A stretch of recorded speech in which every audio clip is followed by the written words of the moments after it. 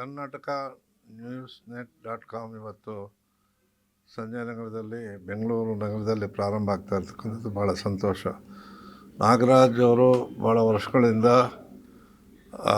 ಪತ್ರಿಕಾ ರಂಗದಲ್ಲಿ ಕೆಲಸ ಮಾಡಿರ್ತಕ್ಕಂಥವ್ರು. ಅವರ ನಾಯಕತ್ವದಲ್ಲಿ ನನ್ನ ಸನ್ಮಿತ್ರ ವೇಣೂರವರೆಲ್ಲ ಸೇರಿರೋದಕ್ಕೆ ಬರಮಾಡ್ಕೊಂಡಿದ್ದು ಭಾಳ ಸಂತೋಷ. ಈ ವ್ಯವಸ್ಥೆ ಭಾಳ ಬೇಕಾಗಿರ್ತಕ್ಕಂಥದ್ದು. ಏನಂದರೆ ಇವತ್ತು ಪ್ರಜಾಪ್ರಭುತ್ವ ವ್ಯವಸ್ಥೆಯಲ್ಲಿ ನಾವು 4 ಅಂಗ ಸಮಾಜಕ್ಕೆ ಒಳಿತಾಗುವಂಥವು ಅಂತ ಹೇಳ್ತೇವೆ. ಒಂದು ಏನು ನಾವು ಕಾರ್ಯಕ್ರಮಗಳನ್ನು ರೂಪಿಸೋದಕ್ಕಾಗಿರ್ತಕ್ಕಂಥ ಕಾರ್ಯಾಂಗ, ಅದನ್ನು ಏನಾದರೂ ತಪ್ಪು ಕಂಡ್ರೆ ಅದನ್ನು ತೋರಿಸ್ತಕ್ಕಂಥವ್ರು ಪತ್ರಿಕಾ ರಂಗದ ಜೊತೆಗೆ ನ್ಯಾಯಾಂಗ. ಆ ನ್ಯಾಯಾಂಗಕ್ಕೆ ಒತ್ತು ಕೊಡುವಂಥ ಕೆಲಸ ಮಾಡೋದು ಈ ಪತ್ರಿಕಾ ರಂಗ. ಅದರಲ್ಲಿ ಇವತ್ತು ಬಹಳ ಉತ್ತಮವಾದಂಥ ಕೆಲಸಗಳು ನಡೀತಾ ಇವೆ.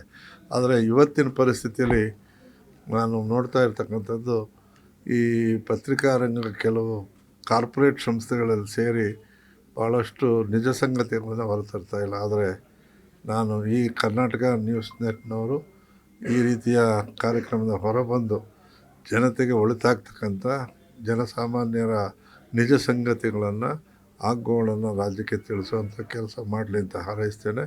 ನಾವು ಯಾವತ್ತೂ ರಾಜಕೀಯ ಮತ್ತು ಪತ್ರಿಕಾ ರಂಗ ಇವೆಲ್ಲ ಜನಪರವಾಗಿ ಕೆಲಸ ಮಾಡಿದಾಗ ಜನ ನೆಮ್ಮದಿಯಾಗಿರ್ತಾರೆ. ಇದು ಪ್ರಜಾಪ್ರಭುತ್ವ ವ್ಯವಸ್ಥೆಯಲ್ಲಿರ್ತಕ್ಕಂಥದ್ದು. ಆ ದೃಷ್ಟಿಯಲ್ಲಿ ನಾಗರಾಜ್ರವರ ಪ್ರಯತ್ನ, ಇವರ ತಂಡ ಯಶಸ್ವಿಯಾಗಲಿ ಅಂತ ಹಾರೈಸ್ತೀನಿ.